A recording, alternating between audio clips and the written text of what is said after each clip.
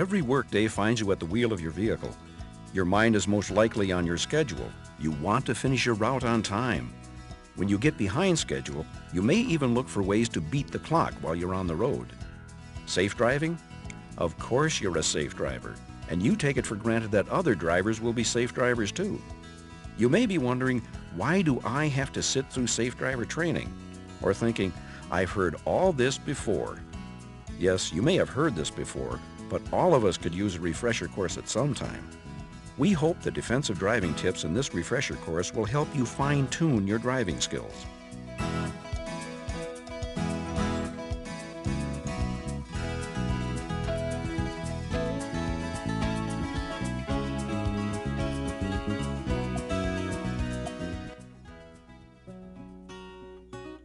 We are dedicating this program on safe driving to the memory of Todd Tomczyk and other drivers who have lost their lives at work in a driving accident. Todd, one of the drivers who was interviewed during the development of this program, was killed on the job in the type of accident we will be discussing in this video. In Todd's interview, he said he wanted to put safety first when he drove, but he admitted that he didn't always do that. It is our hope that his message, safety first, will stay with you as you go on the road and help you avoid a similar accident.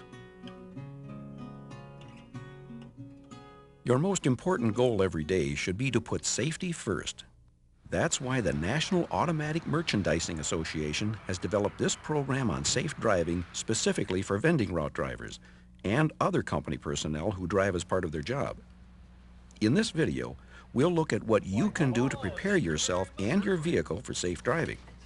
We'll look at techniques you can use to drive defensively, and we'll talk about how to drive safely in hazardous conditions. Before we get started, we want to remind you that your appearance is very important. You represent your company, and you may be the only person your customers see in connection with the product they purchase from a vending machine. So look your best every day.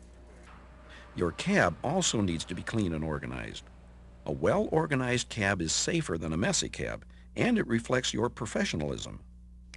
If the vehicle you drive is a van or step van, you've probably heard, it's just like driving a car. Not true.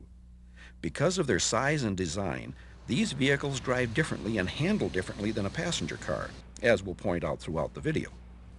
Your ability to see is different when you're driving a van. Because of the large windows, you may feel like you can see everything. Maybe you can see better to the front, but don't let that give you a false sense of security. You can't see as well to the sides or back. You need to be careful both getting in and out of the cab and on and off the cargo area of the vehicle. Many drivers have suffered sprains or breaks because they weren't careful. Remember, never jump. If the vehicle has built-in handholds, use them. Watch out for water, snow, or ice that could make the steps or the ground slippery. Also, watch out for obstacles that could cause you to trip. Loading products to prevent damage takes time and skill and affects your safety. Because your vehicle has a higher center of gravity than a passenger car, it may increase the risk of a rollover if you cut corners to get on the road faster. The cargo could shift if the products are not loaded properly or not secured well, or if you take turns or curves too fast. When loading, it's important to remember to distribute the weight evenly from side to side and front to back. Make sure products are adequately secured with straps, netting, braces, or other means to prevent movement. Keep heavier products low to keep the center of gravity of the vehicle low. Safety begins with a vehicle in good operating condition. You are required to do a pre-trip inspection and post-trip inspection every day. When you begin the pre-trip inspection, always check the previous day's inspection report. If any problems were listed on the previous report, make sure they have been fixed and the mechanic has signed the report. It's best to follow the steps in the same order each time so you don't forget any steps. The 5 steps include, number 1, vehicle overview. Look at the general condition of the vehicle. Check the wheels and tires. Clean all lights, reflectors, and glass as you go around the vehicle. Number 2, engine compartment. First, make sure the parking brake is on. Then check the engine compartment, the oil level, and other fluid levels. Number 3, inside of the cab. Start the engine and check to see that all gauges move to normal operating ranges. Also, check the windshield wipers and mirrors. Number 4, lights. Turn on the headlights and the four-way flashers. Get out and check that they are working.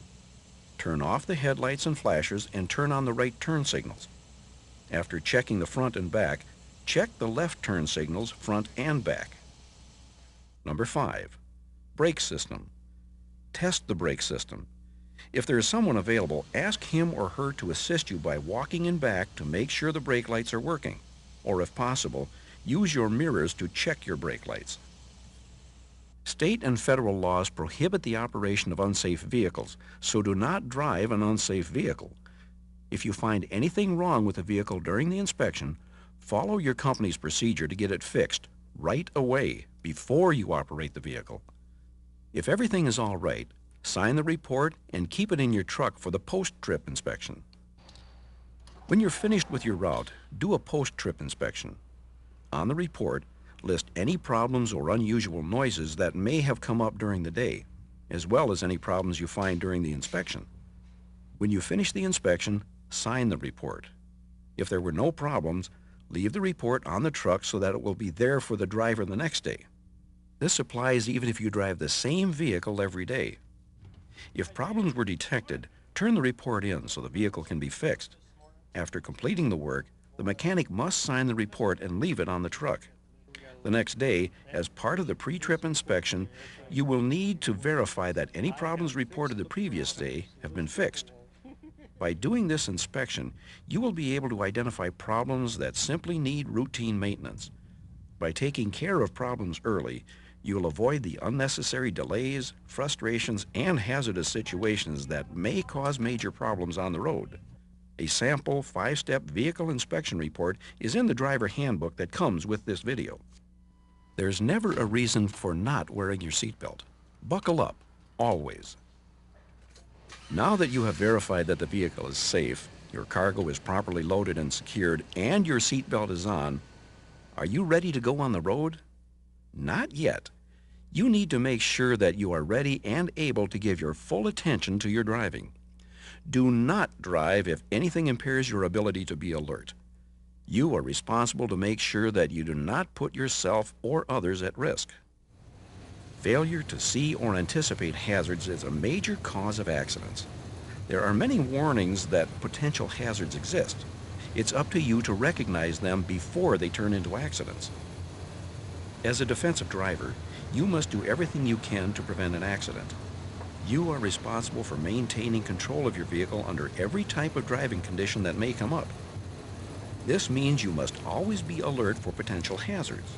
Expect other drivers to make dumb mistakes and try to anticipate them. As soon as you see a situation that could become hazardous, slow down so you have time to react in case it does become hazardous. Remember, scan continually and stay safe. S, see it. A, anticipate. F, find a way out. E, escape safely. Seeing it, the sooner you see it, the better to plan to avoid it. You may have gotten into the habit of driving your car with just one hand, but for your own safety, this is a habit you should change. When driving any vehicle, use 2 hands placed at 10 o'clock and 2 o'clock. If you drive a van or step van, keep in mind that it is slower than a car, so you will need a much bigger gap when crossing or entering traffic. Remember to allow extra time for your vehicle to safely clear the traffic or reach the speed of the other traffic before it reaches you. Be especially cautious when weather conditions reduce traction or visibility. Here's another defensive driving tip. Approach every intersection with caution. Don't assume that the other driver will obey the yield or stop sign. Even when you have the right-of-way, if the other driver is doing something wrong, such as trying to beat a red light or switching into your lane without signaling, it's your responsibility to be aware and alert so you can protect yourself. Use your brake lights to communicate when you need to slow down or stop.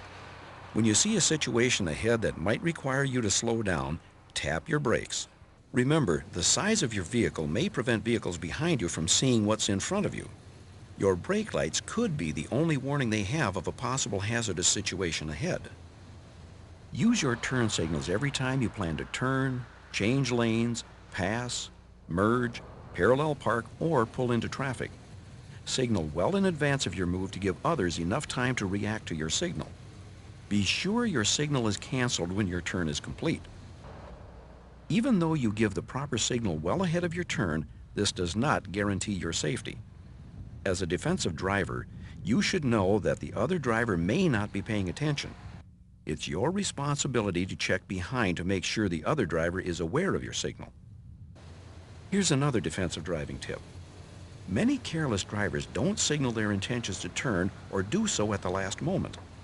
It's up to you to remain alert for the subtle clues that can help you anticipate the actions of other drivers, such as driver movement in the vehicle, sudden slowing, a slight change in lane position, brake lights, exhaust coming from a parked vehicle with the wheels turned into traffic. You're the one who has to be able to stop to avoid hitting that other vehicle, even if that other driver is the one doing something wrong. To make safe turns, here are a few basic techniques. Get in the proper lane. In heavy traffic, this requires you to plan ahead. Signal early to let others know what you're doing. Reduce your speed before you reach the intersection. Besides being safer, this helps others know you're about to make a change. It's also easier on the brakes. Check your mirrors before, during, and after the turn. Remember that while mirrors may help you see to the sides and rear, they can create blind spots of their own, so be aware of what may be happening where the mirror is blocking your view. For right turns, avoid swinging left before making the turn. When making a left turn, make sure you reach the middle of the intersection before starting the turn. If there are multiple left turn lanes, always use the lane farthest to the right. Parking at each location will be different. If you must back up, it's better to back into position when you arrive. It's better because you are able to see more of the parking situation as you pull up than when you leave. Also, hazardous situations can come up while you're at the location, and if you're in a hurry to get to your next location, you may be distracted from looking as carefully as you should. Backing is always dangerous because you can't see everything behind your vehicle. When backing up, put safety first by using these guidelines. Look at the whole picture. Check for vehicles, pedestrians, obstructions, and overhead objects. If your vehicle doesn't have a backup alarm, turn on your flashers and tap your horn to alert others that you are backing up. Back slowly. Get out and check the area whenever necessary. Use your mirrors. Make sure they are properly positioned. Keep track of both sides as you back. Remember to watch out for people who may drive or walk into your backing path. Most likely they are not aware of your blind spots and assume you can see them. We've talked a lot about watching out for the other drivers. Let's turn our attention to the two most common complaints against truck drivers: speeding and tailgating. Speeding and tailgating lead to the most frequent accidents our drivers have: rear-end crashes. What can you do to make a difference? You can make the choice to manage your speed, and you can make the choice to manage the space around your vehicle. Speed and space management is a matter of life and death and is not to be taken lightly. Whenever you're tempted to beat the clock by speeding up or following too closely, remember, that choice could stop the clock for you or someone else. It may take a little longer, but it's much wiser to put safety first. What does it mean to manage your speed? Well, managing your speed doesn't just mean obeying the speed limit. It means adjusting your speed to road, weather, and traffic conditions so you'll be able to safely slow down or stop your vehicle if any hazardous situation comes up. What does it mean to manage your space? Managing your space means maintaining a cushion of space around your vehicle at all times. This cushion of space will give you time to react safely to various situations. To react safely, you must have time to recognize the hazard, anticipate what the other person might do, and decide what you need to do to avoid an accident. The space in front of your vehicle is the most important. It's the space you have the most control over. If you follow the vehicle ahead too closely, you're asking for trouble. To maintain an adequate space between you and the vehicle in front of you, use the 4-second rule. This means leaving a space of at least 4 seconds between your vehicle and the one in front of you. At higher speeds, you'll need to add a second for safety. This means that at 55 miles an hour, you need at least 5 seconds between your vehicle and the one ahead. To know how much space you have, wait until the vehicle ahead passes something you can use as a marker. Then, count off the seconds until you reach the same spot. This rule is meant for good weather only. When the road is slippery, you'll need even more space to stop. In city traffic, it may not be possible to follow the 4-second rule. Keep as much space as you can between your vehicle and the one in front of you. You may need to drive slower than the traffic flow to leave space between you and the vehicle ahead. Stay alert for situations that will require you to slow down in order to keep your cushion of space in front. Other drivers may brake suddenly at any time for no apparent reason, and cars may pull in front of you with little warning because they don't realize how long it takes for a truck to slow down. There are some signals you can watch for that will help you anticipate a possible hazard. Be cautious when you see any distraction to the driver in a vehicle, such as a dog or a child bouncing up and down, a driver looking back and forth as if uncertain about what to do, weaving or erratic speed, plates from another state indicating that the driver may not be familiar with the area. Scanning the area ahead is an essential part of being a defensive driver. On the highway, aim high and scan to the next hill or curve. In the city, scan about the distance of a city block. It's important to remember to watch both far ahead and right ahead. Continually scan to the sides and in your mirrors as well. Should you spot a possible hazard, slow down and plan for what you might do if it becomes an emergency. You will also need to maintain a cushion of safety behind your vehicle. However, if you find yourself being tailgated, one of the worst things you can do is to start tapping your brakes to make the tailgater back off. This could result in an accident or an unpleasant encounter. To protect yourself, slow down to increase the cushion of safety in front of your vehicle. Let the tailgater pass you. On a multi-lane highway, stay in the right lane. Always avoid sudden braking, turns, or lane changes. Keep a constant scan, never letting more than a couple of seconds go by without glancing in your mirrors to see what is behind you. Be aware of your blind spots on the sides and in back. Always make sure your mirrors are properly positioned before you begin driving. You need to watch the space above your vehicle too. Know the height of your vehicle and make sure you have enough overhead clearance before you proceed into a situation. Don't trust the signs. The clearance may be less than stated due to snow or pavement buildup. If the posted height is less than 6 inches higher than the height of your truck, proceed slowly, as a bump in the road could cause your truck to bounce up and hit the obstruction. Don't forget to watch the space below your vehicle. Road debris, potholes, and other obstructions can create hazardous situations when you least expect them. You'll find yourself driving in all sorts of weather. Extreme temperatures, rain, snow, ice, fog, and wind create hazardous driving situations. When you run into any bad weather condition, there are some things you should do. Slow down. Turn your lights on so you will be more visible. Increase your cushion of safety in front to allow extra stopping distance. Keep the windshield clear. Avoid abrupt steering, braking, or accelerating maneuvers. Expect dangerous road surfaces when it starts to rain. Oil, dust, dirt, and fluids on the road may mix with the rain to create a slick surface. This is particularly hazardous in heavy traffic because most drivers are not expecting this condition, and they are not adjusting their speed to put safety first. Driving your vehicle in the snow requires extra attention at all times.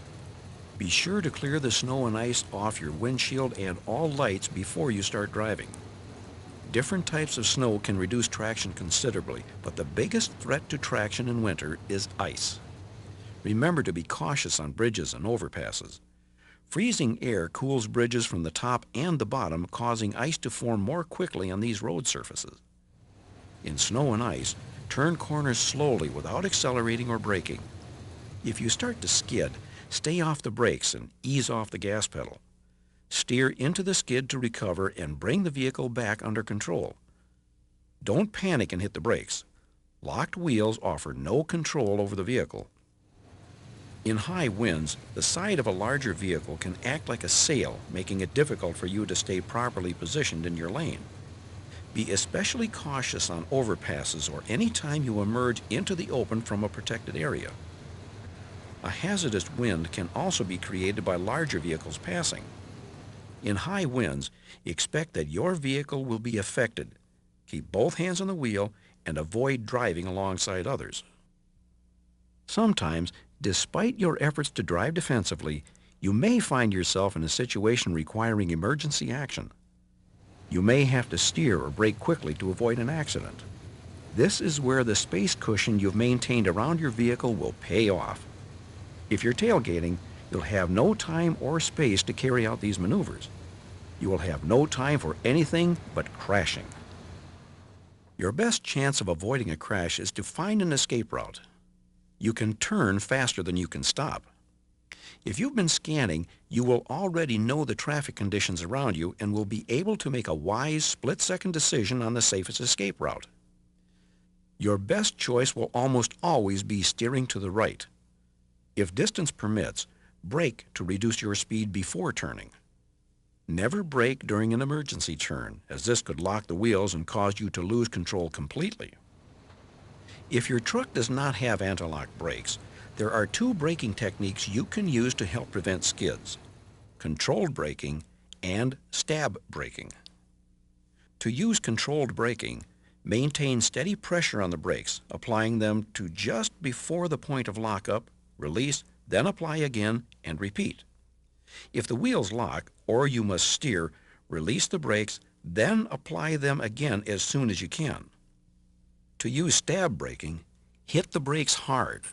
When the wheels begin to lock, partially back off the brakes. When the wheels begin rolling again, brake hard again. Repeat this until you're going slow enough to maneuver around the hazard or until you can stop. If your truck is equipped with anti-lock brakes, your braking technique is simplified. Anti-lock brakes automatically pump the brakes to reduce the chances of wheel lockup and allow you to steer while braking. Here's how you use them. Apply hard, constant pressure to the brakes. Don't pump the brakes. This will defeat the function of the anti-lock brakes. If your brakes fail and your vehicle veers to the side, don't panic. It is usually possible to bring the vehicle back under control. To stop the vehicle, downshift. Putting your vehicle into a lower gear will help to slow it. Pump the brakes. This may generate enough system pressure to stop. Look for an escape route that may allow you to stop without endangering others.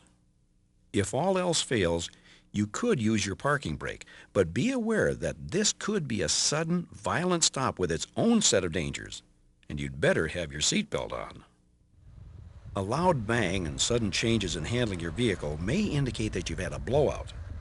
Sometimes you won't know right away if your tire is going flat. Hold the wheel firmly to maintain control as you look for a place to get off the road. Unless braking is necessary to avoid a hazard, stay off the brakes as you bring the vehicle to a controlled stop.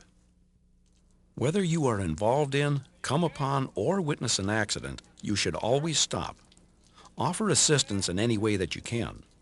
The assistance may be as simple as calling for help or sending someone else to phone the police and then waiting until after the accident scene has been secured. In more serious situations, it may be necessary to provide basic first aid or take steps to reduce the risk of fire if you've had the proper training. Keep an injured person warm and avoid moving them unless a life-threatening situation, such as a fire, exists. Do your best to prevent other accidents. Try to move your vehicle to the side of the road if it's involved. Park away from the accident scene if you are stopping to help. Turn on your four-way flashers and set out warning devices. Make sure they can be seen by other drivers in time for them to avoid the accident. Commercial motor vehicles are required to carry warning devices, preferably 3 reflective triangles, a fire extinguisher, and spare fuses. In addition, since you can't predict what will happen on the road, It would be wise to have a first aid kit and a flashlight. If you drive in winter conditions, include a shovel, sand, or kitty litter for traction and extra clothing if you drive long distances or in remote areas. Unfortunately, no matter how careful you are, you could still find yourself facing a fire emergency on the road. The fire extinguisher in your vehicle must be positioned in an easily accessible location, and it must be ready for use. Before you're faced with an actual fire, you should have training on how to use the fire extinguishers correctly. To help you review this training, your handbook includes information on fire extinguishers, classes of fires, and safety procedures to follow in the event of a fire. If you have to stop your vehicle on the side of the highway, you need to warn other drivers. Turn on your four-way flashers immediately. Within 10 minutes of stopping on the road or shoulder, you must place warning devices in the proper positions. As you walk along the side of the road to place the devices, put safety first. Hold the safety devices in front of you so you are clearly visible to oncoming traffic. In your handbook, you will find details on the proper placement of safety devices. We've given you a lot of information in a short time. Since no one can remember everything they hear, we have put all of this information and more in the handbook. We hope that you will continue to think about what you have heard. We also hope that watching this video has helped you identify some things that you can do to improve your own driving habits. After all, it's no secret that we all could make some changes in our driving habits. We are all tempted to speed, especially when we're running late. We have all experienced unpleasant encounters with tailgating, either because we were tailgating or because we were so angry with the tailgater that it affected our driving. And we have all had times when we were either preoccupied or so tired that we shouldn't have been driving. What we're saying is that you do have a lot of control over what happens to you on the road, even though it may not feel like it. Remember, your defensive driving skills can prevent accidents. Use these defensive driving skills. Obey the rules of the road. Keep scanning. Maintain a safe speed. Maintain a safe following distance. Stay alert so you can recognize hazardous situations and slow down before it's too late to avoid a hazardous situation. Don't take safety for granted. Every day when you are at the wheel of your vehicle, choose to put safety first. Be a leader in making the roads safer for everyone.